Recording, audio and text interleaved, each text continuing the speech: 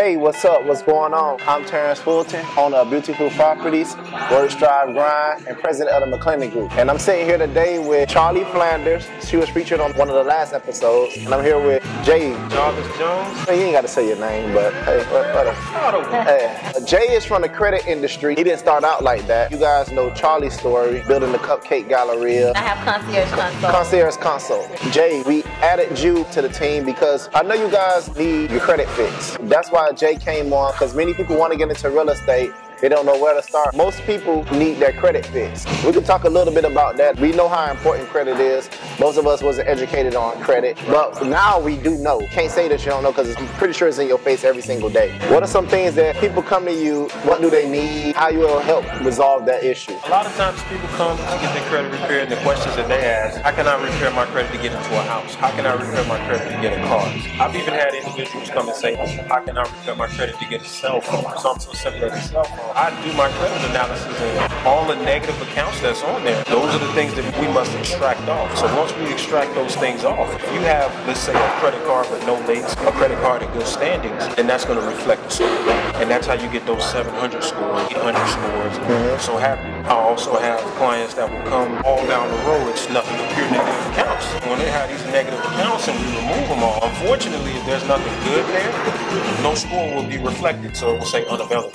Initially brought Charli in, she met Jay, they hit it off, did a lot of great business together, still doing some business. You could talk about you meeting Jay and how he was able to help you and you was able to help Jay. You actually linked me and Jay together. We met through Terrence. Actually, it was supposed to be a bartering type situation where I just was going to come in and do some marketing for him to help me get a couple things that I needed to take care of with my personal credit. It ended up being a very great business relationship where I was able to help him create some systems and put some things in place for the back end of his business that he did not have in place. Because as a business owner, you can be very good at what you do, but again, you may not have systems to help you keep a flow of everything that's going on with the business. And that's the deal that me and him pretty much had worked out. It was a God's gift. I gotta say, man, thanks, Terrence. I really appreciate it. It made my life a lot more easier. Just living on the edge and not realizing that these systems needed to be put in place. Something as simple as a phone call when clients may text me. Them just getting an instant response, letting them know that, hey, we see your messages, we're gonna get back with you. Nothing. When they call and I'm sitting there and I'm working on files and things like that, and I'm unable to connect with them, because if I connect with them, I have to stop everything that I'm doing, which just took me away from what I was doing prior. Charli gave me a lot of hints and techniques and tactics that would help. And now we have a team of people that work with us now instead of me just doing everything. I really got to thank you, Terrence. I really appreciate it. Thank you. You're phenomenal. That's all I can say. Phenomenal. Yeah.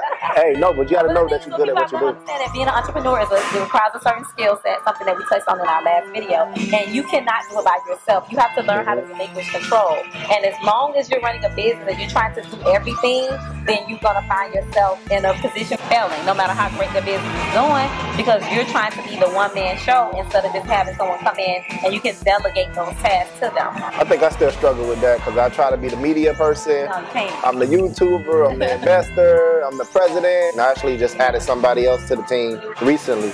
Jay, you was in real estate before. What are some things that you did in real estate that you did before? Hey, I learned from that. I got to do it different this time. Back then it was totally different from how it is now. Banks were lending so much money. I mean, if you had great credit, there's something called stated income, which means you just stated the income that you were bringing in. You didn't have to show proof. You didn't have to show anything, no proof at all. They just look at your credit report and they say, okay, if you have excellent credit, we take your word strictly off the credit report. Once we come in and we put in stated income, I had some connections in banks. It was easy.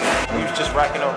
But a lot of the things that I did back then, I'm gonna say that I was not conservative. Just always thought that those big checks would come in once we get a property. Unfortunately, not saving well, always wanting to help people, which is a good thing, but you gotta know who you're helping. You know what I'm saying? Right. 08 came and the crash came. A lot of my tenants, they were unable to pay their rent simply because a lot of them got fired. Everything else after that was a snowball effect. Now I would be a lot more conservative. If I got 50, 60 to 100,000 here, I'm gonna save at least 30% of that. The rest is gonna get flipped, and then boom, I go my way while I put the tenant in there and keep flipping and keep flipping. I would say that I would live more conservatively when I get back in versus going to the clubs and wanting to make it bring brand new high-end cars. Okay. Debt management. Absolutely.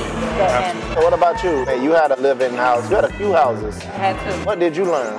To me personally, a house is a liability. I don't look at a house as an asset anymore. And we done had that conversation before. A house was like a money pit. The only other house that I'm getting when we do our real estate deals is for me to get in, flip the money, take the equity, and get out. I don't foresee myself living in another house, purchasing it to pay for it for 30 years. When something breaks down, I gotta fix it. Insurance, taxes, and all those other things that come along with it, including HOAs. If you're like in a gated community, you don't pay an HOA fee, they can take your home from you. To me, I just look at a house as a liability. Some people may differ. Owning a home is the American dream. If I was to do it again, it would just be for asset only. I prefer to rent, personally. I talked about that. I didn't know that prior to getting in real estate. They say house is an asset, and then I start seeing as many people lose their home. It's just insane. When I pull up a neighborhood, more than half the neighborhood is in either foreclosure or upside down. When you get a house, you're mortgaging this house for 30 years. Your life is going to change in 30 years. Right. You may start out with small kids and have working income coming in, but then you may get a divorce. The kids get grown, they move on. Now it's too much house. Somebody can get sick. Your life is going to change. And 30 years is a long time to commit to something. People ain't even committing to jobs 30 years, relationships 30 years. Now, you want to pay for a damn house for 30 years? Paying 4, 5, 6 years on a car is a long time. Imagine committing 30 years to a home and then that mortgage, a $300,000 house, you're probably going to pay $600,000 on that house in 30 years. Have an exit strategy. Get in and out of that house. Have assets that's paying for the home, and then you don't pay for the house at all. Other people are paying for your house. There's many people that can't even leave their damn job. They can't even pursue their dreams because they attached to a mortgage. At least if you renting, you can get out of the lease. You can break the lease. With a home, you have to sell it. Credit is set up exactly for that. When you get tied into something, now something pops up in that word called fear. Fear of losing this house, fear of this, fear of that. The credit bureaus, in a sense, is not set up for you to win. You get an inquiry, your score is going to drop 5 to 10 points. You pay off a car, your score is going to drop. It's not set up for you to pay things off and save your money. It's set up for you to continuously spend money. Think about it. When you were in high school, you don't even know what a credit bureau is. Leaving high school, nobody teaches you money management. Nobody teaches you finances. Nobody teaches you debt management. With the credit bureaus, that's set up for the creditors and the lenders to make money. If everybody has great credit, the lenders can't make money off these high interest fees and high interest rates. So why would I want to educate you about credit and debt management when I could just let you go out here and buy up whatever you want to buy, spend however you want to spend, and you could be a victim of interest rate. If you don't educate yourself on how to manage your money, it don't matter if you got $1 or $1 million, you're going to always find yourself in a hamster wheel trying to get out of whatever debt that you're in. You really got to educate ourselves on money, credit, and use credit to leverage our lifestyle, and not just so much for purses and cars and shoes, but for businesses and things like that. It's crazy because the very one thing that we all must have, no one talks about it. Like you just said, it's not talked about in the school, it's not talked about in the street, it's not something that's talked about on an educational standpoint. That's why we got the Hustlers Workshop. To educate you so you can know about credit. You can know if you get an inquiry, what you just did. When you go and return something back in Walmart, what system it goes into that records everything that you return. Your medical records. The MIB. MIB. That's how the MIB. The acronym stands for Medical Information Bureau, which is owned by one of the credit bureaus. That even affects your life insurance. When you get life insurance, they run your information through what's called the MIB to see what you've been to the doctor for, what kind of medications you've taken, what kind of injuries you had, and that's how they categorize you when it comes to life insurance. Absolutely. Just little meticulous things that no one talks about. Even when you go to the gas station to get these cash rewards cards, all of that is tied into your credit. When Dixie cards, no one stops and thinks these things. They're like, okay, we're using the card, we're getting something for free. Nothing in this world is free. Water's not free. So you got to stop and think for a minute why all this data is being collected on this. It all ties back into your credit. Identity law, you think that it's like fraud alert protection. Some of them are in cahoots with the credit bureau to get information. But that's things that they don't educate you on. It's just like the Equifax breach. I don't know anyone personally that was affected by that breach. I did some research on it. I came to the realization that this was a publicity stunt to put fear in people so that they can sell that $19.95 credit monitoring system. Absolutely. Yeah. What drives all this is fear. Everything is business. It all goes back to this is all business. That's how they're going to make money. And if that's what they got to do to make it, and if you're not going to do your due diligence, educate yourself, then hey, we're going to make money off of you.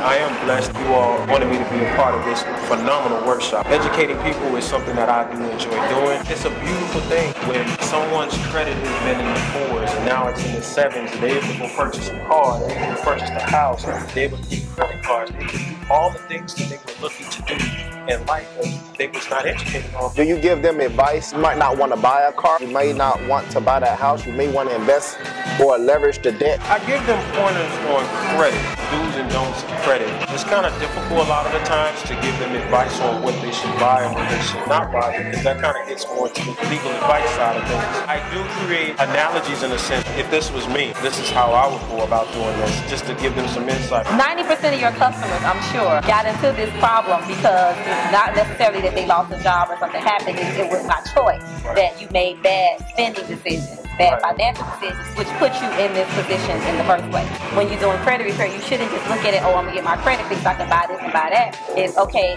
now what am I going to do not to get myself back in this position again? I'm not going to max out my credit card just because I got a $5,000 credit card. Then that doesn't mean I have to go spend the whole damn $5,000. Say, for an example, you have a $10,000 credit card. You can't go over 30% of the utilization of that $10,000 credit card. If you go over 3,000 of that, your score is going to go down. If you go and try to apply for credit and you're over your utilization, creditors are going to be apprehensive now of even trusting you. These are things that we're going to be educating in these workshops that everyone needs to know so they can be in a position of where they want to be to take care of their family. When I got to my credit, it was initially motivated by getting my fiance at the time, my girlfriend, a car. Then once I did that, I knew exactly what to do with it. I had to leverage my credit to get the real estate loans that I needed. Went to a lender asking for $500,000 and they approved me at $1 million. That's not to say that I spent the whole $1 million, but I did. Right. I bought that. But the thing is, you were using it as leverage. I was using it for leverage. Yeah. Importantly, he had a plan. Yeah. When he was in the process of preparing what he needed to do. Yeah. And that's the thing, a lot of people, they don't have a plan. They just want to get the credit fixed because they want to buy something. It's impulse buying. You use your personal credit to leverage to get to business credit. So you personal guarantee consumer credit so that you can get the business credit to do whatever it is that you need to do. And a lot of people don't understand the dynamics of that either. Business credit, you get 10 times more money than you would get with personal credit. Gave you $1 million, but if you go in to buy a home, they would have said, oh, well, you only approved for $300,000.